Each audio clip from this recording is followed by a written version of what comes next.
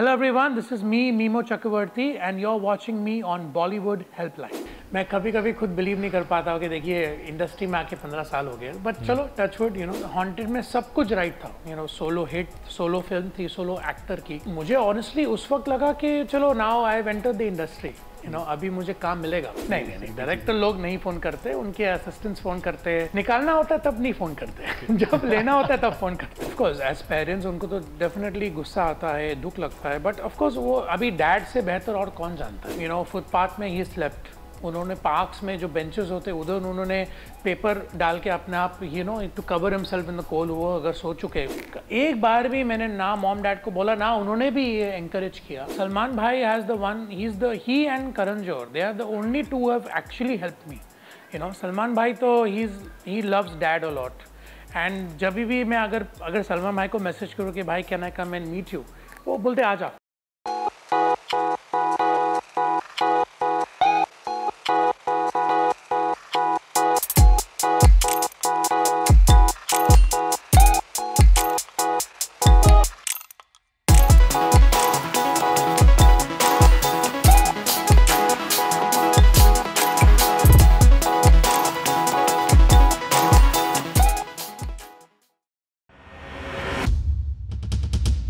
Hello and hi, you are watching Bollywood helpline. Mithun ji के बड़े लड़के जून से जिमी की शुरुआत की, the handsome one and only Mimoh sir. Thank you Mimoh sir, सबसे पहले हम शुरुआत कैसे, मैंने कहा अपने इस इंट्रोडक्शन में कि जिमी से शुरुआत करते हैं, क्योंकि वहीं से आपने इस इंडस्ट्री में कदम रखा 2008 में जी। तो क्या कहना चाहेंगे, जिमी की शुरुआत कहाँ से हुई और कैसे फिर जिमी से आप आज यहाँ तक पहुँच गए? देखिए, अभी जब आप जिमी की बात कर रहे हैं तो इनफैक्ट अभी जून का जो महीना चल रहा है जी, यही सेम 2008 में जून जिमी रिलीज हुई थी, तो 15 साल हो गए। क्या बात है। तो मैं कभी खुद बिलीव नहीं कर पाता हूँ कि देखिए इंडस्ट्री में आके 15 साल हो गए, बट चलो टचवुड, अभी भी बहुत लंबी रेस का घोड़ा हो, जैसे मैं कहता हूँ अपने आप को। जी, तो बट अगर आप जिमी की बात करें तो क्या था कि जिमी के वक्त क्या हुआ था कि एक दूसरी एक फिल्म थी मेरी, जो एक तेलुगु फिल्म की रीमेक होने वाली थी, ही दी ओनली वन उसका नाम था। और सन एंड सैंड जो होटल है जुहू में, वहाँ पर डैड ने एक बहुत बड़ा मुहूर्त रखा था उसका, और इंडस्ट्री के सब लोगों को इनवाइट किया था, और सब बिकॉज डैड को इतना प्यार करते, इतना रिस्पेक्ट करते, सब आए थे मुझे बेस्ट विशेस देने। अनफॉर्चुनेटली वो फिल्म आधी बन के रुक गई, उसके इंटरनल प्रॉब्लम्स थे, वो सब था। उसके बाद फिर 2-3 फिल्मों की ऐसी बातें हो रही थी, बट कभी कुछ आगे बढ़ नहीं रही थी कोई फिल्म में।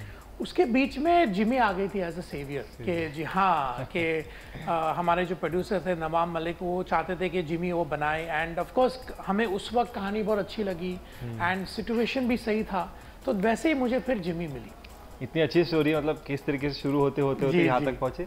लेकिन जिमी की बात करूँ अगर मैं, तो जिमी में जो आपका कैरेक्टर बहुत बढ़िया है, कुछ यूनिक कैरेक्टर में समझ में आया, उसमें आपने फिटनेस के लिए किस तरीके से काम किया, मतलब क्या स्टार्टिंग से ही था फिटनेस को लेकर? देखिए, एक्चुअली जिमी के वक्त क्या था कि अभी आप 15 साल पहले अगर मुझे पूछे, मुझे लगा था कि मैं बहुत मोटिवेटेड हूँ, बट आज मुझे पता चलता है कि एक्चुअल मोटिवेशन क्या होता है। Motivation is an everyday job.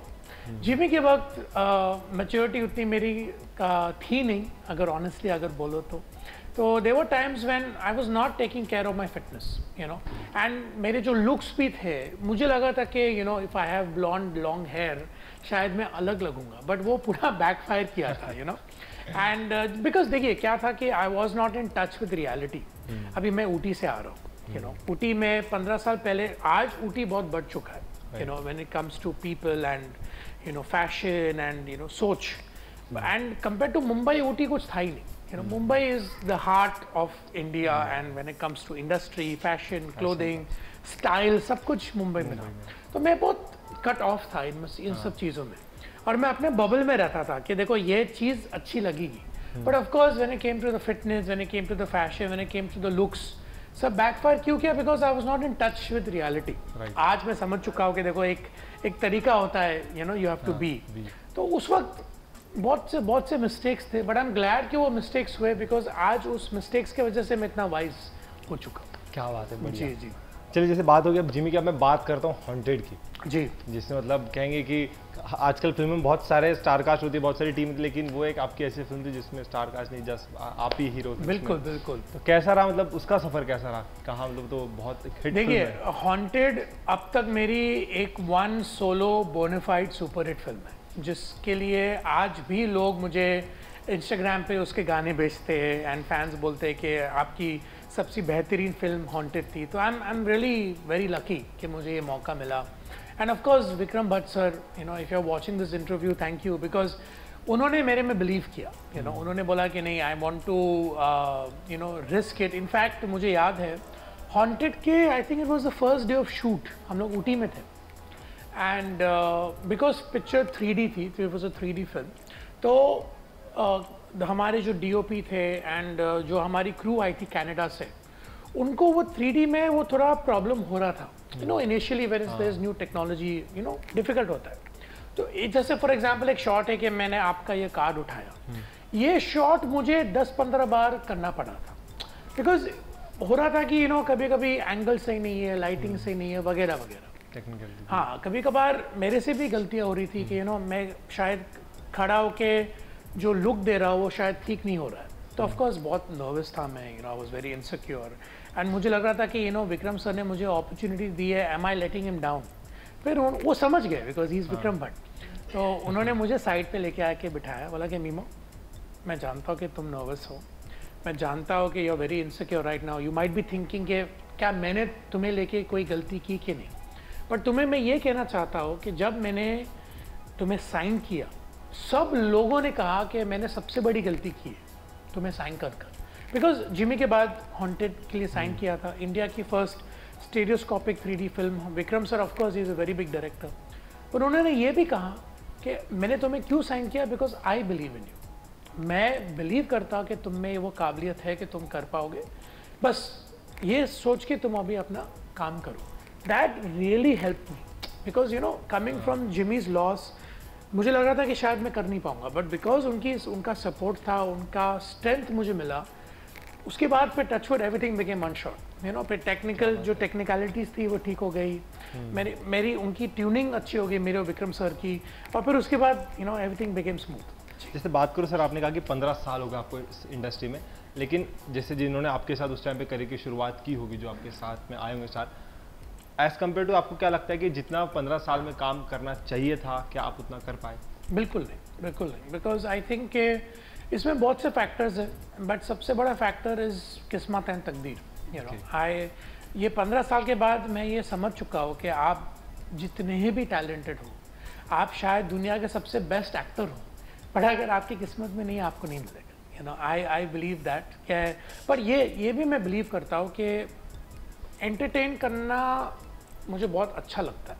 You know if you ask me कि मैं ये क्यों कर रहा हूँ, मैं करता हूँ because I just love the fact कि मैं 200-300 लोगों को एक ब्लैक रूम में, काले से रूम में, अंधेरे में लोगों को इमोशंस में दे पाऊँ। You know that is what I want to be. हाँ, एज एन एक्टर वो मेरा पैशन है, बट उसके आगे मैं एक ऐसी इंडस्ट्री में हूँ जहाँ पर मेरी तकदीर दूसरों के हाथों में। You know it's very evident. मैं चाहे जिम में 3 घंटा क्यों ना ट्रेन करूँ, मैं अगर सिर्फ सब्जियों में ज़िंदा रहूँ, it doesn't matter. What matters is कि आपकी तकदीर में क्या है।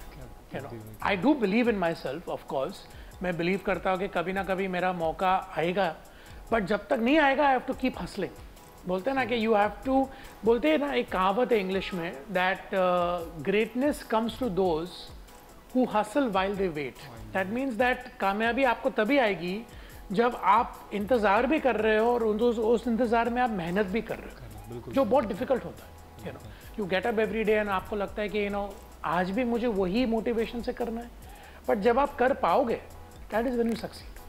लेकिन सर मुझे ऐसा लगता है कि जब इंडस्ट्री में किसी सेलिब्रिटी की कोई फिल्म आती है और जब वो सुपर डुपर हिट होती है, तो उसके बाद बैक टू बैक वर्क आ जाते हैं, और कभी कभी ऐसा होता है कि उससे फिल्म का सीक्वल भी बनने लग जाता है धीरे धीरे, मतलब वो 1 2 3 4 क्रॉस कर जाती है। जी जी बिल्कुल। और वो हीरो का नाम हो जाता है, कहीं ना कहीं फिर वो कामों में दिखने लगता है। लेकिन हॉन्टेड इतनी सुपर डुपर हिट होने के बाद भी उसके बाद काम नहीं मिलना, तो किस तरीके क्या लगा आपको? जैसे आपको मैंने कहा अभी, तकदीर की बात थी। यू नो, बिकॉज हॉन्टेड में सब कुछ राइट था, you no, solo hit, solo film थी, सोलो एक्टर की, प्लस हॉरर फिल्म थी, सुपर हिट फिल्म थी।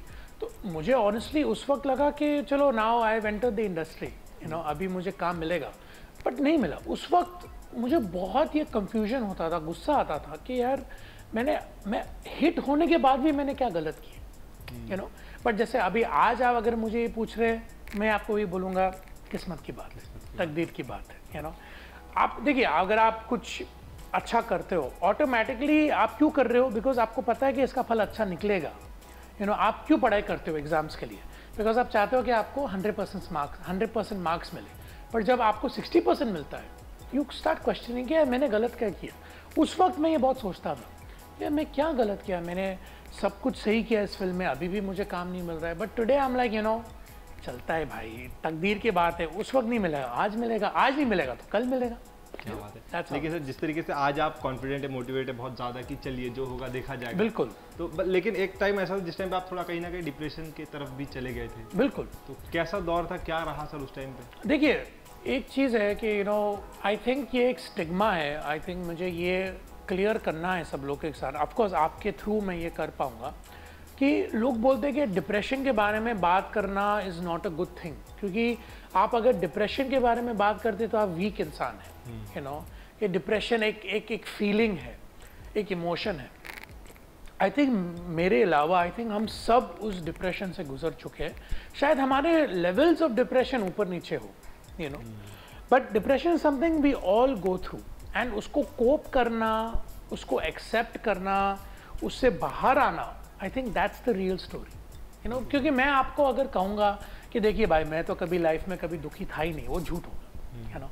आई थिंक आपके ऑडियंस भी ये अग्री कर पाएंगे कि अगर मैं बोलूँ कि हाँ नथिंग हैज़ मूव्ड मी, मैं बिल्कुल ठीक हूँ, not at all. I think कि एक होता है कि when you come into that phase कि आप हर चीज़ क्वेश्चन करते हैं, you know, when you start questioning things, तब जाके आपको लगता है कि am I doing it right, जो आपको मैंने अभी कहा। But today I can say this कि क्योंकि मैंने एक्सेप्ट किया कि मैं इस मोड से गुजर रहा हूँ, इसलिए मैं अभी उसको इतने स्ट्रांगली ले पा रहा हूँ, you know. Because that is very important. We need to talk about our emotions, we need to discuss the matter. लोग बोलते हैं अरे यार, you know, you're a man, you not suppose to talk about it. अरे भाई, इंसान है ना, आप मैन हो या वुमेन हो, आप मर्द हो या औरत हो, it doesn't matter. Human being is a human being. अगर आप मुझे इंजेक्शन डाले तो मुझे भी वही दर्द होगा जो आपको होगा, correct. So it's not about not talking about it, it's about addressing the issue, जो अभी थैंक यू आपकी वजह से ये हो रहा है। So coming back to your question, yes of course depression में था, बट टुडे मैं उस डिप्रेशन से बाहर क्यों आ चुका हूँ? बिकॉज मैंने एक्सेप्ट किया कि मैं वो था, you no. Accepting it is very important and talking about it, because कहीं ना कहीं ये इंटरव्यू देखकर अगर किसी को मोटिवेशन मिले, I am helping that person, because it's something which has to be addressed about. जी, जैसे सर पता है कि नवंबर में आपको एक फिल्म भी मिली थी सर, जिसमें मतलब आपका पूरी तरीके से साइनिंग भी हो गया था, देन आपको कॉल आता है कि वो फिल्म रिजेक्ट हो चुकी है। क्या था सर वो? मतलब मैं जानना चाहूँगा खुल के उसके बारे में। अभी तो आदत पड़ गई है यार। अभी ऐसा हो गया है कि देयर वाज अ टाइम कि जब डायरेक्टर्स ने मुझे खुद उनके ऑफिस में बुलाया था, और जैसे होता है आपको कॉन्ट्रैक्ट दिया जाता है और आपको चेक दिया जाता है साइनिंग अमाउंट का, और आप साइन करते हैं and you are very happy. And कितनी बार ऐसा हुआ है कि मैंने साइनिंग अमाउंट ले लिया है, मैंने कॉन्ट्रैक्ट साइन कर दिया है, 1-2 हफ्ते, चलो 1 महीने के बाद पिक्चर फ्लोर्स पे जाने वाली है, और फिर उसके 1 हफ्ता या 5 दिन पहले कॉल आता है कि देखिए हमने बहुत सोचा, इस बार नहीं हो रहा है। बस ऐसे बोलते हैं वो, इस बार नहीं हो रहा है। अभी आई डोंट अंडरस्टैंड। आप देखिए 2 into 4 नहीं होता है। हाँ। एक तरफ आप मुझे लेते हैं, हाँ, सोच के कि हाँ चलो he is one of the characters, और फिर आपको 5 दिन पहले लगता है कि I am not one of the characters. आप समझ गए? हाँ। तो पहले वही वापस वही हर चीज़ को मैं क्वेश्चन करता था। अभी क्या हो गया है, जैसे अभी आपने मुझे इंटरव्यू के पहले पूछा कि कौन से प्रोजेक्ट्स आ रहे हैं, मैं प्रोजेक्ट्स के बारे में अभी बात ही नहीं करता हूँ, बिकॉज इतनी आदत हो चुकी है कि चलो भाई, जब तक फ्लोर पे शूटिंग, मतलब जब तक प्रोजेक्ट फ्लोर पे नहीं जाता है, मैं जब तक मेकअप और हेयर और ड्रेस पहन के शूट नहीं कर रहा हूँ, मैं उसके बारे में बात नहीं करता। अच्छा। तो कोई भरोसा नहीं है, कल शूट हो रही है, आज निकाल देंगे। तो I am used to it. अभी क्या हो गया, अभी यूज्ड टू नेस हो गया कि चलो जो होता है, कोई रीज़न है, होने दो। तो सर डायरेक्टर ने खुद आपको ऐसा फ़ोन करके बोला? नहीं, डायरेक्टर लोग नहीं फ़ोन करते, उनके असिस्टेंट्स फ़ोन करते हैं, यहाँ पे कोई प्रोडक्शन से फ़ोन करता है। जब निकालना होता है तब नहीं फ़ोन करते जब लेना होता है तब फ़ोन करते जब घर पे सर आपने मतलब पापा को कहा, मिथुन सर को कि इस तरह की चीज़ हुई, तो क्या उनका रिस्पॉन्स था, क्या कहना था जब बताया कि इस तरीके से हुआ मेरे साथ? देखिए, ऑफ कोर्स एज पेरेंट्स उनको तो डेफिनेटली गुस्सा आता है, दुख लगता है, बट ऑफ कोर्स वो अभी डैड से बेहतर और कौन जानता है। जिस आदमी ने फुटपाथ में ही स्लेप्ट, उन्होंने पार्क्स में जो बेंचेस होते उधर उन्होंने पेपर डाल के अपने आप to cover himself in the cold, वो अगर सो चुके, उतना उनका डार्क और डिप्रेसिंग और हार्ड हिटिंग स्ट्रगल रहा है, उनके लिए कुछ नहीं है। वो बोलते एज पेरेंट्स, जैसा आपको मैंने कहा, ऑफ कोर्स दुख तो लगेगा कि यार पहले आप उम्मीद देते हो फिर उम्मीद छीन लेते हो। उम्मीद दो ही नहीं कि अगर आप बोल रहे हो कि अगर समझो कोई प्रोजेक्ट बना और बोले सॉरी इस बार नहीं हो रहा है, नो प्रॉब्लम, एटलीस्ट वो सुन के भी दुख लगता है, बट इट इज़ बेटर कि वो सुने या फिर आप पहले उम्मीद दो फिर उम्मीद छीन लो। ऑफ कोर्स एज पेरेंट्स उनको लगेगा ऐसे, बट अदरवाइज वो बोलते देखिए ये इंडस्ट्री है ही ऐसी, it's a very cut throat industry, Rising Sun को सब सलाम करते हैं, व्हाई नॉट। अगर मैं समझो मैं कल प्रोड्यूसर बना और मैं तो यही चाहूँगा ना कि मेरा जो मैं जिस सुपरस्टार को लूँ, एक्टर या एक्ट्रेस, उससे मुझे पैसा मिले। It's very natural. आज मैं ये सब चीज़ें पर्सनली नहीं लेता हूँ। 10 साल पहले मैं बहुत पर्सनली ले लेता हूँ, 5 साल पहले भी मैं इसको बहुत personally has to take care, यार मुझे कोई पसंद नहीं करता है, मुझे कोई एक्सेप्ट नहीं करता है, बट टुडे आई अंडरस्टैंड, जब मौका आएगा 100% आएगा। I have to go every day and knock the door. क्या होता है कि आप जैसे इमेजिन एक दरवाज़ा है जिसमें लिखा है अपॉर्चुनिटी, ठीक है। मेरा क्या काम है कि मैं सुबह उठ के तैयार होके रेडी होके उस दरवाजे पे जाके नॉक करूं। अभी मुझे वेट करना पड़ेगा कि आज दरवाज़ा खुलेगा, नहीं खुलता है, फिर घर चाहता हूँ, वापस उठता हूँ, वापस जाके नॉक करता हूँ। तो मेरा बिलीफ है कभी ना कभी कहीं ना कहीं वो दरवाज़ा खुलेगा, but it's my job to go knock. अगर मैं नॉक नहीं करूँगा, समझो आज अपॉर्चुनिटी ने तय कर लिया कि आज मैं दरवाज़ा इसके लिए खोल ही लेता और मैं ना हूँ, तो फिर मेरा लॉस है ना। That's what it is. क्या बात है। लेकिन सर एक बात है, जैसे कभी ऐसा हुआ 10 साल पहले अगर मैं पीछे फ्लैशबैक में जाकर देखूँ, तो कभी ऐसा हुआ कि आपने कभी पापा को कहा हो कि यार पापा आप किसी प्रोड्यूसर डायरेक्टर को फ़ोन कीजिए कि इफ़ मेरे लिए कुछ हो कहीं काम या मुझे कुछ मिल जाए? ठीक है, क्या होता था कि मैं तो ऑफकोर्स मैं एवरीडे मेरा मॉर्निंग का ये रिचुअल होता है आज भी कि जितने भी वेबसाइट्स है जिसमें फिल्म्स और प्रोजेक्ट्स की जो न्यूज़ आती हो, मैं जाके पढ़ता हूँ कि कभी ना कभी इफ़ आई नो समबडी, किसके थ्रू मैं अगर ऑडिशन कर पाऊँ या फिर मिल पाऊँ। तो पहले तो इतना एक्सेस नहीं होता था, पहले ऐप्स इतने नहीं होते थे, तो जब भी मैं कोई न्यूज़ पढ़ता था मैं इमीडिएटली बोल देता था मॉम और डैड को कि अगर आप एक बार एक मैसेज कर लो कि यार ये प्रोजेक्ट सुना है मैंने कि ये प्रोजेक्ट बन रहा है, आप एक बार मीमो से मिल लो। एक बार भी मैंने ना मॉम डैड को बोला, ना उन्होंने भी ये एंकरेज किया कि हाँ आपको तो लेना ही पड़ेगा मीमो। क्यों? बिकॉज नोबडी ओज us anything, just because dad है, मॉम है, इसका मतलब नहीं कि कोई डायरेक्टर प्रोड्यूसर मुझे ऐसे ही ले लेगा। तो हमेशा मैसेज तो करते थे, कभी कभार रिप्लाईज आते थे कि यस 100%, फिर नहीं मिलते थे, कभी कभार रिप्लाईज आते ही नहीं थे। तो ट्राई तो किया है, बिकॉज देखिए ट्राई करना इंपॉर्टेंट है। मैं अगर किसी को मैसेज करूँ और अगर मॉम डैड करे तो उसका एक उस मैसेज की एक एम्फसाइज बदल जाती है, तो डेफिनेटली मैं उनके थ्रू रिक्वेस्ट करता था, वो करते भी थे, बट अभी मैंने बोल दिया छोड़ दो, अभी जैसा है वैसा ही है, चलेगा। क्या बात है जी, बहुत बढ़िया लगा कि मतलब आज आप इतनी सारी चीज़ों के बाद आज काफ़ी ज़्यादा पॉजिटिव हो गए और एक तरीके से जो आपने हाँ, बिकॉज देखिए क्या होता है कि हमारे पास 2 ऑप्शन है, एक आप फेलियर को देख के आप रो सकते हो या फेलियर को देख के आप सीख सकते हो। I have chosen to study and to accept it and grow from it. Because क्या होता है कि गुस्सा किसको नहीं आता है, गुस्सा हम सबको आता है। अभी वही गुस्सा अगर आप प्लेट तोड़ो या फिर आप MMA क्लास में जाके बॉक्स करो, फर्क उसमें प्रोडक्टिविटी में, गुस्सा निकालना है, किस तरीके से निकालोगे वो इम्पोर्टेंट है। मैं बोलता हूँ कि हाँ आज समझो अगर बहुत गुस्सा आ रहा है, चलो क्लास में जाके कार्डियो कर लो, MMA क्लास हो जाएगी, कुछ सीख लोगे, गुस्सा निकल रहा है और प्रोडक्टिविटी भी हो रही है। That's what I have understood ये 15 सालों के बाद। क्या बात है। अगर सर देखो, मैं मिथुन सर के ऋषि कपूर जी के साथ बहुत अच्छी दोस्ती थी, काफ़ी सारे लोगों ने साथ में काम भी किया, लेकिन क्या आपका भी सेम उसी तरीके से रणबीर कपूर और आपका वैसे कुछ बॉन्ड है, मिलना जुलना? नहीं, अनफॉर्चुनेटली हम लोग का वैसा बॉन्ड नहीं है।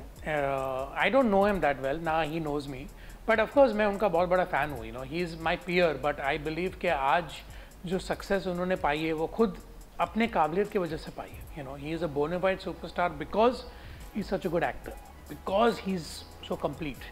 हाँ, but when it comes to personal lives, no, we're not that friends. We're not that close, yeah. मतलब जितने मिथुन सर और ऋषि कपूर जी तो नहीं उतना नहीं. अब as of now नहीं, मे बी कल अगर एक साथ काम करें हमारी बॉन्डिंग बदल जाए, बिकॉज मैं उनको एक बार मिला हूँ and he is been very kind to me, he is been very very loving, तो that's all thanks to Ranbir, but उसके अलावा हमारा कोई इंटरेक्शन नहीं.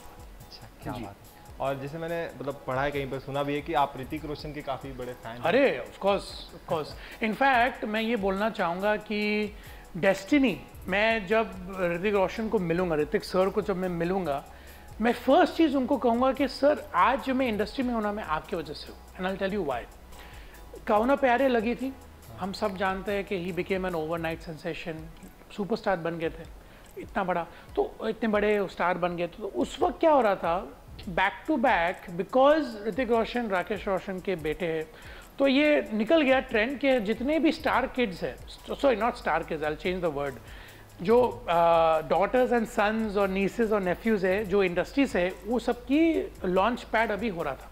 एक ट्रेंड आ गया था कि अभी ये लॉन्च हो रहा है, अभी ये लॉन्च होने वाली है, वगैरह वगैरह. उस मिस्ट में मैं 16 साल का था, अभी भी याद है, बैंड्रा में जो हमारा घर था, मैं मैकडोनल्ड्स का बर्गर खा रहा था एंड आदिदास का ट्रैक सूट पहन रहा था, क्योंकि उस वक्त मुझे जीन्स फिट्स नहीं होती थी. I was very I was 30 kgs overweight. तो बी सुभाष सर जो डिस्को डांसर जिन्होंने बनाई थी, उन्होंने डैड को फ़ोन किया, बोला कि मैं चाहता हूँ कि मीमो को लॉन्च मैं करूँ. ऐसे एक फ़ोन कॉल था. डैड ने बोला 16 years old, वेरी यंग, मुझे पहले उस फॉरगेट अबाउट द एज, मुझे पहले उससे पूछने दो कि उसका कोई इरादा है कि नहीं. अभी ना आई एम अ 16-year-old बॉय, मुझे क्या पता क्या है. मैंने बोला हाँ चलो देखते, विल ट्राई, ऐसे मैंने बोला, ठीक है. बट ट्राई का मतलब ये ही कि डैड ने बोला पहले तुम एक्टिंग कोर्स करोगे, वेट लूज़ करोगे, तुम अपना जो हॉर्स राइडिंग, फिल्मी फाइटिंग, इंडियन क्लासिकल डांस, ये सब करके then we will see after 3-4 years, अभी नहीं, बट इसकी शुरुआत आज से करनी. मैंने बोला ठीक है, let's give it a try. फिर मैं जितना इसमें इन्वॉल्व होते गया, उतना मेरे अंदर का जो एक्टर था वो जागने लगा. बोला हाँ maybe this is for me, maybe I am cut out for this. फिर जाके मुझे लगा कि yes this is what I want to do. पहले मुझे बनना था एस्ट्रोनॉमर, नासा में जाके मुझे स्पेस और स्टार्स और प्लैनेट्स के बारे में सीखना था. बट देन देखिए destiny, because of Hrithik Roshan. तो मैं जब उनको मिलूँगा मैं ये बोलूँगा sir I am here because of you. क्या बात है, बढ़िया लगा सर सुनकर. लेकिन ये बताइए कि आप तो मिल सकते सर उनसे, फिर आज तक मिलने की कोशिश क्यों नहीं?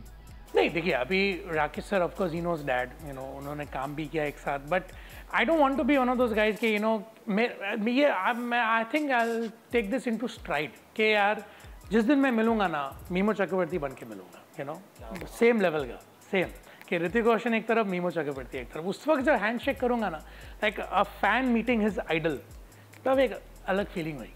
तो जैसे अभी मतलब आपने बताया ऋतिक रोशन जी के बारे में, मतलब मुझे भी काफ़ी अच्छा लगा. आप एक बार उस लेवल पे जाके मिलेंगे तो एक अलग ही वाइब होगी उस टाइप. इनफैक्ट वो एक मोटिवेशन भी है कि जिस दिन मिलूंगा I want to be Mimoh Chakraborty, तब एक अलग फीलिंग होगी, अकॉम्प्लिशमेंट की एक अलग फीलिंग होगी. बट सर जैसे अगर फीलिंग की बात करूँ तो अगर ये फील आप मुझे मतलब शेयर कीजिए, कैसा होगा जब कैमरा सामने हो, आप फ्रेम में हो, ऋतिक सर फ्रेम में, जब डायरेक्टर बोलेंगे लाइट्स कैमरा एक्शन?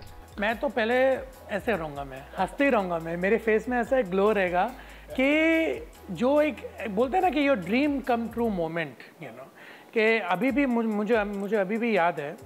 मतलब मैंने फ़ोन पे जब मैं जिस दिन मैं अवार्ड जीतूँ, उसकी जो स्पीच है वो मैंने ऑलरेडी लिख के रखी है, बिकॉज ये क्या होता है, I believe in manifestation. I believe के हम सब एनर्जी है. जैसे आपकी अभी मुझे एनर्जी मिल रही है, मैं अपनी एनर्जी आपको दे रहा हूँ. अभी ये सेम चीज़ अगर मैं कोई बैड मूड में आता इंटरव्यू देने, और हाँ सर कर लो ना, हाँ क्या करना है, so it puts everything down. अभी ये सेम चीज़ अगर if everybody is in sync, films कैसे बनती है, फिल्म्स तो ऐसी बनती है कि you have to be in sync with everything, तो मैं बिलीव करता हूँ कि जो एनर्जी मैं बाहर दे रहा हूँ यूनिवर्स को, वो कहीं ना कहीं स्टोर हो रही है. एंड मैं ये भी बिलीव करता हूँ कि कभी ना कभी वो मुझे वापस मिलेगा 10 folds. तो जिस दिन वो होगा, जब when I am actually working with Hrithik Roshan, because जैसे आप सब लोग जानते हैं कि मैं अपने डांसिंग स्किल्स के बारे में ज़्यादा बोलना नहीं चाहता, बट मैं उनकी तरह नहीं हूँ, but I am little bit close to where it comes to Hrithik Roshan's dancing skills. तो imagine me and Hrithik Roshan and Tiger and Shahid, all of us performing together. Now that's going to be an event, you know. तो मैं imagine करता हूँ कि हाँ, we all are on stage and we are performing. So it's like something, you know, it's like wish list है. हाँ, तो कभी ना कभी तो होगा. जब इतना ग्रुप होगा तो आप कौन से सॉन्ग पर ऐसा बोलेंगे परफॉर्म करना है? मैं इनफैक्ट मैं आज भी जितने भी डांसेस करता हूँ ऋतिक रोशन के गाने पर ही करता हूँ, चाहे वो यू और मैं सोनिया हो, चाहे वो तू मेरी हो फ्रॉम बैंग बैंग, चाहे वो उनका भी जो वॉर में जो आया था कौन सा था वो, दोनों टाइगर और उन्होंने जो एक साथ किया था, हाँ वो होली वाला गाना. तो I always dance on Hrithik Roshan songs only because उनके, क्योंकि गाने बनते हैं उनके डांस के लिए, यू नो. तो मेरा तो वही होएगा कि हाँ करूँगा तो I will do it on Hrithik Roshan song. And of course dad, because you know I will start dad के गाने के साथ and then I will culminated with Hrithik Roshan song. लेकिन सर अगर बात करूँ मैं इस 15 साल की जर्नी की, तो इस 15 साल की जर्नी में सर ऐसे क्या हाईलाइट थे और लो लाइट थे आपके लिए? हाईलाइट्स ये हुए है कि मैं मैच्योर हो गया बहुत. लो लाइट्स ये थे कि मैं मैच्योर बहुत लेट हुआ. यू नो, आई थिंक वो मैं कहूँगा कि देखिए I am now 38, I will be 39 in next month, जुलाई को मेरा बर्थडे. तो मुझे बहुत टाइम लगा इधर पहुँचने को, जो I should have reached here earlier. जैसे कि अगर आप मुझे पूछो क्या है कि not to take things personally, industry मेरे अगेंस्ट नहीं है, इंडस्ट्री को मेरी अभी ज़रूरत नहीं है, बट ज़रूरत पड़ेगी. बोलते हैं ना किसी, आप एक एग्जाम्पल रखिए, एक बास्केटबॉल मैच है, ठीक है ना, उसमें आपको you need 5 players on each team, ठीक है, और उसमें 12 लोग वेट कर रहे हैं कि मतलब 2 एक एक्स्ट्रा है, और एक टीम ने 5 लोगों को सिलेक्ट कर लिया है, दूसरी टीम ने भी 5 लोगों को सिलेक्ट कर लिया है, और दूसरी टीम ने एक स्टैंड बाय पे रख दिया किसी को कि हाँ चलो अगर कोई इंजर हो जाए तो तुम हो. बट जो ए टीम है, जो नंबर 1 टीम है, वो बोलती है कि हमें तुम्हें अभी तुम्हारी ज़रूरत नहीं है, तुम बेंच कर लो. तो this is what it is. It's not that they have anything against me, you know, because see हम सब इंडस्ट्री की एक खासियत क्या है, वी ऑल आर यूनिफाइड. एक हम लोग के अंदर बीच में ना एक अनडिस्क्लोज्ड लॉ है कि हम सब एक हैं, विच इज़ वेरी इंपॉर्टेंट. अगर मैं बैश करूँ किसी को, अगर मैं किसी को गाली दूँ, it's not right, you know, because उनकी अपनी जर्नी है भाई, उनके अपने अप्स एंड डाउन्स है. मैं कौन हूँ कि I don't dictate the terms in the industry. मेरा सिर्फ यही है कि लोज यही थे कि I understood this very late, positives यही है कि मैं अभी समझ चुका हूँ and I want to become a better human being as the days goes by. क्या बात है. मैंने सर आपके एक इंटरव्यू में देखा था जिसमें आपने कहा था कि एक समय ऐसा था जब आप मम्मी पापा मतलब एक कमरे में बैठ के रो रहे थे. ये जिमी के वक्त की बात है, बिकॉज क्या हुआ था कि जिमी के पहले आप जब अनाउंस हुआ था कि यू नो कि मिथुन चक्रवर्ती सन मीमो अभी लॉन्च होने वाला है, उस वक्त 2006-7 की बात है. I was hot property because मैं films left right and centre sign कर रहा था, जो साइनिंग अमाउंट जो मैं आपको बोल रहा हूँ, लेफ्ट राइट एंड सेंटर में फिल्म साइन कर रहा हूँ. यू नो, बोल रहे कि अभी जिमी के बाद हम 1 महीने के बाद ये शुरू करेंगे, 1 हफ्ते के बाद ये होगा, फलाना फलाना. सो हम लोग उस फेज में थे कि वाओ, यू नो, इतना काम आ रहा है. जिमी फ्राइडे को लगी, मंडे को सबके फ़ोन बदल गए, सब चेक बाउंस हो गए, सब कुछ from light went to dark, ऐसे विद इन अ स्नैप. तो ऑफकोर्स हम सब लोग के लिए it was very hard, because first time इतने अग्रेशन के साथ इतनी नेगेटिविटी हम लोग को फेस करनी पड़ी, चाहे वो मॉम डैड हो, चाहे वो मैं हूँ. My siblings were very young, but उन लोग समझ गए थे कि you know what I am going through. And I was what 24 I guess 24. अभी आप 24 ईयर एक लड़के को बोलो कि you no longer hot property, तो what will he feel, you know. तो उस वक्त it was very difficult for us, for me mom and dad, because इतनी नेगेटिविटी आ रही थी. लेफ्ट राइट एंड सेंटर सब बस गालियाँ दे रहे थे, नेगेटिव कमेंट्स दे रहे थे. और उस वक्त इमेजिन, उस वक्त इंटरनेट भी इतना बड़ा नहीं था. आज जो ट्रोलिंग जो बोलते हैं हम लोग, उस वक्त ट्रोलिंग नहीं थी. उस वक्त तो पेपरों में छापते थे कि ये बस ये छप गया है. आज तो आप कमेंट में जाके डिलीट कर सकते हो, पर उस वक्त तो पेपर में प्रिंट था कि देखो बुरा है, बकवास है, इसको कुछ नहीं आता है, फलाना फलाना. तो उस वक्त it was very difficult. But today it's like, जैसे आपको मैंने कहा, विद एक्सपीरियंस इट्स लाइक, आज गाली दे तो दो भाई, नहीं देना है तो मत दो, जो आपको सही लगे आप करो, है ना, ऐसा. लेकिन सर अक्सर ऐसा होता है कि जो पापा होते हैं वो बेटे से ज़्यादा कनेक्टेड होते हैं और हमेशा उसको समझाते रहते हैं आगे चीज़ों के लिए बढ़ने के लिए. और अगर बात करूँ मैं सर आपके पिताजी की, मिथुन सर की, तो उन्होंने इंडस्ट्री को इतना कुछ हिट फिल्म्स दी, इतना उनका आज नाम है सर, हर चीज़ों में उनका नाम है. तो जब उन्हें ऐसा पता चल जाता कि मेरे खुद के लड़के के साथ ऐसा हो रहा है, तो उनके क्या रिएक्शन और किस तरीके के वो आपको डिसीजंस लेने के लिए आगे के लिए कहते थे? देखिए, आज भी मैं यही कहूँगा जो उन्होंने मुझे 15 साल पहले कहा था। उन्होंने यही कहा था कि देखो, ऑनेस्टली अगर ये मैं बोलूँ, जैसे आपको मैंने कहा कि जब डैड को वो कॉल आया था बी सुभाष से, उन्होंने मुझे पूछा, उन्होंने कभी ये नहीं कहा कि देखो अभी ऑफर आया तुम्हें ये करना है। उन्होंने मुझे पूछा, are you interested? Dad mom ने, मैं ये कैमरा में कहना चाहता हूँ, कभी मुझे फोर्स नहीं किया कि जस्ट बिकॉज तुम हमारे बेटे हो तुम्हें यही इंडस्ट्री में आना है। जैसे आपको मैंने कहा कि I was planning to go to NASA, तो उन्होंने उस वक्त भी यही कहा था कि देखो मीमो, ये तुम्हारा डिसीजन है, तो सही और बुरा you have to go through it on your own. Of course as parents वो आज भी मेरे साथ है जितने वो 15 साल पहले थे और हमेशा रहेंगे, but as the actor he has completely cut off. बोलते कि नहीं भाई, जो प्रोजेक्ट्स तुम्हें करने तुम्हें सही लगते तुम करो, अभी वो हिट फ्लॉप है वो तो किसी के हाथ में तो है नहीं, तुम्हें नहीं करना है मत करो। हाँ, अगर तुम बहुत डिलेमा में हो, अगर तुम बहुत कंफ्यूज हो कि यार मैं ये करूँ कि नहीं करूँ, देन कम टू मी। और शायद मेरी उस वक्त भी एडवाइस गलत हो सकती है, किसी के पास कोई रियल आंसर तो है नहीं, सच तो किसी के पास है नहीं, everybody thinks that they are right. तो उन्होंने मुझे यही कहा कि देखो ये तुम्हारा डिसीजन है और अच्छा हो बुरा हो you have to go through it on your own. अगर फिर से बात करूं मिथुन दा की, तो मिथुन दा और अभिषेक मतलब जो अमिताभ बच्चन जी है, ये दोनों की जोड़ी बहुत ज़्यादा हिट थी, बहुत सारा इन्होंने काम किया और उस टाइम पे इस जोड़ी को लोग बहुत ज़्यादा प्यार भी करते थे। जी जी बिल्कुल। तो सेम क्या उसी तरीके का आपका भी अभिषेक बच्चन के साथ एक अच्छा सा बॉन्ड है? एक्चुअली मैं ये कहना चाहूँगा कि I am not close friends with anyone from the industry, और ऐसा नहीं कि दिस इज़ बाय चॉइस। हम लोग ऊटी में थे इतने साल, तो हम my teenage years of growing up ज़्यादा हम लोग ऊटी और कोयम्बटूर में थे। एंड आई बिलीव कि जो बोलते हैं ना, दोस्ती का जो एक फॉर्जिंग होता है, एक फॉर्मेशन होता है, वो बहुत अर्ली एज में होता है, you know. So I never had the opportunity to grow with anybody from the industry, which is fine, उसमें I don't take it personally. But जब भी मैं अभिषेक बच्चन से मिला, like he is my senior, तो he is always been very kind to me. उन्होंने हमेशा मुझे सही एडवाइस दी है, एंड ही इज़ ऑल, अभी आप बिलीव नहीं कर पाएंगे that he is Amitabh Bachchan son. He is so down to earth, you know, he is so real. जैसे आप और मैं बात कर रहे हैं, he talks to me like this. तो he is always been the sweetest guy, and of course अगर उनके साथ भी काम करने का मौका मिले तो it should be Mithun Chakraborty Amitabh Bachchan part 2। We carry on the legacy, है ना। लेकिन सर ये बताइए, कभी ऐसा कोई हुआ है, कोई सेलिब्रिटी ऐसा है जिसके पास अभी कभी जाकर आपने बात की कि भाई मतलब मुझे बता यार, इतना टाइम हो गया, मुझे कुछ प्रॉपर काम नहीं आ रहा है, प्रोजेक्ट्स नहीं आ रहे, तो तू क्या मुझे किस चीज़ के लिए हेल्प कर सकता है? नहीं, ऐसा तो कभी किया नहीं है। इनफैक्ट सलमान भाई has the one, he and Karan Johar, they are the only two who have actually helped me, you know. Salman भाई तो he loves dad a lot, and जब भी मैं अगर सलमान भाई को मैसेज करूँ कि भाई can I come and meet you, वो बोलते आ जा, come over, you know. I go and chill with him, and मेरे साथ बैठते, gives me a lot of good advice. And उन्होंने, मैं ऑफकोर्स I don't want to say how much is done it because you know, but उन्होंने किया है, बहुत किया है मेरे लिए।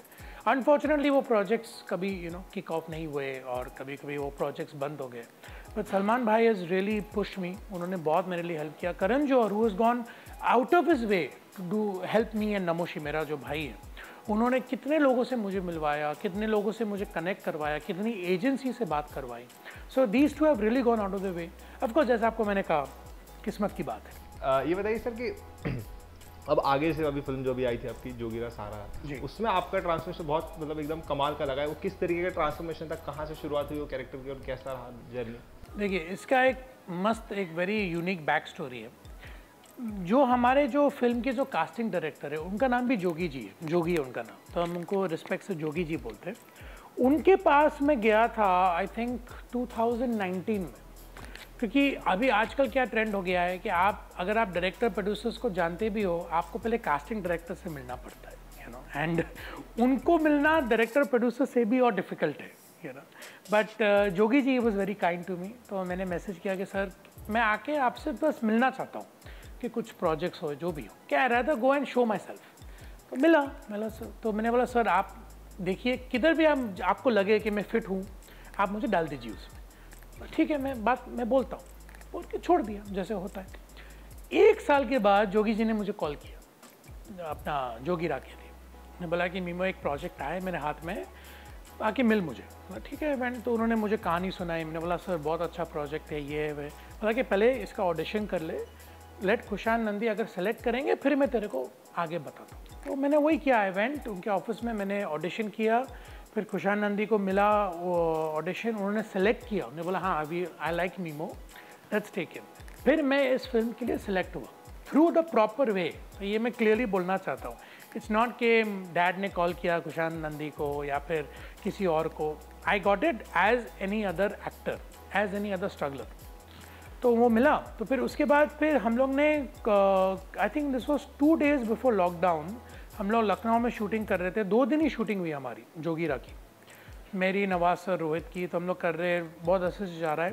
प्रोड्यूसर आए, बोले कि अनाउंस हो गया, गवर्नमेंट सब चीज़ बंद कर रही है इंक्लूडिंग द इंडस्ट्री। हम लोग को 2 दिन शूट हुआ, हम लोग 3rd day वापस आ गए, पिक्चर रुक गई, कोविड का लॉकडाउन हो गया, we all know the rest. I think 6-7 months के बाद जब इंडस्ट्री वापस खुलने लगी, दुनिया वापस धीरे धीरे ओपन करने लगी, खुशान सर ने मुझे वापस कॉल किया, बोला कि मीमो डिस्कस करना है कैरेक्टर के बारे में, ऑफिस आ जाओ। अभी जो आपको मैंने कहा है, अगर सेकंड टाइम कॉल आता है उसका मतलब क्या है, ये निकाल देंगे पिक्चर से। हाँ, तो मैंने मॉम को बोला कि देखो मॉम, खुशान सर ने बुलाया, be ready, he is removing me from the film. तो जब मैं गया, मैं आई वॉज मेंटली प्रिपेयर्ड कि चलो ठीक है। पर जब मैं पहुंचा, थैंक गॉड माई स्टार्स, उन्होंने कहा कि, मैंने पूछा कि sir am I was no mad over sit here. तो इनफैक्ट क्या हुआ था कि जो हम लोगों ने जो 2 दिन शूट किया था बिफोर द लॉकडाउन, उसमें लुक पूरा अलग था। इनफैक्ट जैसे मैं अभी हूँ वैसा लुक था इन द फिल्म, जो लल्लू का जो कैरेक्टर था। तो ही सेड कि no, it's not fitting well, I want Lallu to be very different the character. उन्होंने बोला कि Mimoh let's completely change him 180, जो था उसको 180 चेंज करते हैं, and that is how this Lallu came in to be. हाँ, तो उन्होंने बोला कि no, let's work on it, let's, he Lallu has to be somebody जो है बहुत इनोसेंट है, अपना दिल और दिमाग उसके मुंह में है, बहुत सब लोग को ट्रस्ट करता है, but in the same time even though is likeable, उसमें कोई एक डिसटेस्ट होना चाहिए जो डिम्पल को देख के लगे, जो नेहा का जो कैरेक्टर है। तो इसलिए फिर हमने उसके लुक को चेंज किया। I had to put on 15 kgs for the role, फिर बाल शेव वेव करना पड़ा, लुक बदल पड़ा, कपड़े लूज हो गए उसकी वॉक डक की तरह हो गई, एवरीथिंग वॉज डिसटेस्टफुल। ऐसा नहीं कि आप उसको देख के घिन आए, बट उसमें कुछ ऑड है, कुछ ऑफ है, वैसा फिर उस कैरेक्टर को मैंने फॉर्म किया। क्या बात है, मतलब सर बहुत सारी चीज़ें मतलब आज मुझे आपसे सीखने मिली, और सबसे बड़ी बात मुझे सीखने मिली कि ये भाई इसके आगे कुछ नहीं, इसके आगे अभी आप देखिए ना, आप बैठे इधर, करेक्ट, ऐसे कितने लोग हैं जिनको आपकी जगह में आके बैठना है। So many wish, you know, so many people. अभी हमारे इंडस्ट्री में सिर्फ मुंबई में लाखों ऑडिशंस एवरीडे होते हैं। The probability of getting one role is 0.001%। उनमें से मैं एक हूँ। मतलब बात होगी सर ये इंडस्ट्री की, बॉलीवुड की एक्टिंग की, लेकिन आपका कहीं ना कहीं गेमिंग की तरफ भी बहुत ज़्यादा मतलब एक इंटरेस्ट है। वो आपकी स्माइल ही बता दी मैंने गेम बोलते, और जो आपके चेहरे पे स्माइल है उससे पता चल गया कि आपको कितना ज़्यादा इंटरेस्ट है। किस तरीके का इंटरेस्ट है गेमिंग, और कहाँ से शुरुआत हुई आपकी गेमिंग की? देखिए, ये 2018 में मैंने इनफैक्ट जैसे हम लोग, आई थिंक हम सब लोग लाइक रिलेट कर पाएंगे। एक होता है कि आप गेम, आप एक डिस्क खरीदो, आप अपने गेम कंसोल में डालो, आप खेलो। एक होता है मल्टीप्लेयर ऑप्शन, जो इंटरनेट के थ्रू होता है। तो मैंने कभी मल्टीप्लेयर के बारे में सोचा ही नहीं था। पहले I was a gamer, but I was ever online gamer, जैसे कहते हैं ऑनलाइन। मैंने एक गेम आई थी कॉल ऑफ ड्यूटी की, ब्लैक ऑप्स 4। तो उसमें जो सोलो कैंपेन था वो ऑप्शन था ही नहीं, उसमें सिर्फ था you have to play multiplayer. मैंने सोचा कि चलो ठीक है, कॉल ऑफ ड्यूटी है, मैं एक बार ट्राई कर ही लेता हूँ। और होता ना कि एक बार शहर ने खून अगर चस लिया तो फिर हो गया, पागल हो गया। तो बस ये वही बात हो गई। तो फिर जब मैंने मल्टीप्लेयर देखा, मैंने बोला wow, I am playing with other people in the world. और तब से लेके अभी वो एक, it's become a part of my religion, मतलब पार्ट ऑफ माई लाइफ। तो आज भी मैं, जैसे ट्विच एक बहुत बड़ा गेमिंग चैनल है, वहाँ पर मैं स्ट्रीम करता हूँ लाइव गेमिंग, चाहे वो कॉल ऑफ ड्यूटी हो, बैटलफील्ड हो, चाहे वो रेनबो 6 सीज हो, वर्ल्ड वॉर 3 हो, ये सब गेम्स मुझे बहुत पसंद है, आर्मी वाली गेम्स। तो एवरी डे मेरा रिचुअल है कि मैं एटलीस्ट 2-3 घंटा तो खेलूँ, if I am not working. क्या बात है, मतलब सब पर्सनली बहुत अच्छा लगा आपसे बात करके। आपने इतनी सारी चीज़ें बताई कि कैसे एक फेलियर से सक्सेस में जाना, अपनी लाइफ को किस तरीके से मोटिवेट करके रखना, और स्टिल मतलब उसी एनर्जी के साथ रहना कंटिन्यू कि हाँ भाई, मतलब आज ना कल हम उस दरवाजे को खटखटाएंगे और खटखटाते रहेंगे, जब भी मौका मिलेगा उसका वेट करेंगे। आप अपने ऑडियंस को, जिन्होंने आपको हमेशा इतना प्यार दिया, उन फैंस को क्या कहना चाहेंगे उन 2 शब्दों में आपके लिए पर्सनली? देखिए, मैं सिर्फ इतना ही कहना चाहूँगा कि थैंक यू। बिकॉज अगर आप 2 शब्द अगर बोले तो should be thank you. Because आज भी अगर ये मैं इंटरव्यू ले रहा हूँ, कहीं ना कहीं आप लोग के प्यार की वजह से ले रहा हूँ। बिकॉज आज इतने अपॉर्चुनिटीज़ खुल गए, इतने प्रोजेक्ट्स बन रहे, इतने स्टार्स और एक्टर्स आ रहे हैं, उनमें से अगर आप टाइम निकाल के अगर आप मुझे प्यार दे रहे हो तो I am really grateful. Because उसी वजह से आई कम बैक अगेन। कभी कभार जब लगता है कि there is no hope, it's the love of the audience which brings you back. Because आप कहीं ना कहीं उन्हें एंटरटेन कर रहे हैं। And I believe I am a puppet, आप मुझे जिस तरीके से हिलाएंगे उस तरीके से मैं डांस करूँगा। And I want to do that, I want to entertain all of you. और आप मुझे वो मौका दे रहे हैं, कहीं ना कहीं your love is still there for me. That is why मैं आज भी उसी जोश और उसी पॉजिटिविटी के साथ आ रहा हूँ। So thank you, really thank you. क्या बात है। एंड सर, पर्सनली आपका भी बहुत बहुत शुक्रिया कि आपने बॉलीवुड हेल्पलाइन को समय दिया। ऑफ कोर्स, और हमसे मतलब इतनी सारी बातें की, मतलब जिमी से जोगीरा तक बोलेंगे। नाइस, वो अच्छा था, जिमी से jogira. I like that, I like दोनों जे तो क्रेजी क्रेजी। देखो ये भी देखो हो जाता है। देखो या जिमी से जोगी तक के हमने सारी बात कर ली, पूरी बात कर ली, बहुत सारी चीजें उसमें निकल के आई। एंड सर, पर्सनली मैं चाहूंगा कि वो मैं भी अपने फैमिली के साथ बैठ के अपनी पूरी टीम के साथ आपका ऋतिक रोशन सर का एक वीडियो देखूं। टच वुड, मैं भी वही चाहूँगा। बट डेफिनेटली बिफोर कंक्लूडिंग मैं यही कहना चाहूँगा, thank you to Bollywood helpline, आपको, आप सबको। पर ये भी कहना चाहूँगा कि देखिए, जो आज मैं जो कह रहा हूँ आप लोग को, इट्स नॉट लाइक मैं एक लाइफ लेसन दे रहा हूँ या फिर मोटिवेट कर रहा हूँ। This is what life is. Life is all about the struggles, it's about the ups and downs. But ये कहना चाहूँगा कि if you believe in your self, अगर मैं बिलीव करता हूँ कि मैं कल ऐसी एक कहानी लिखूँगा जो किसी ने नहीं पढ़ी, तो वो मुझे बिलीव रखना पड़ेगा। एंड समय की बात होती है, अभी जैसे आपको मैंने कहा 15 साल हो गए, I am still finding my niche. शायद मुझे और 5 साल लग सकते, शायद मुझे 5 दिन लग सकते, but you have to be in it. Consistency, एक ही चीज़ कहूँगा, कंसिस्टेंसी इज़ की। आप उठो, बोलते हैं ना, get up, dress up, show up. आप जाओ, रेडी होके खटखटाओ, कभी ना कभी वो दरवाज़ा खुलेगा।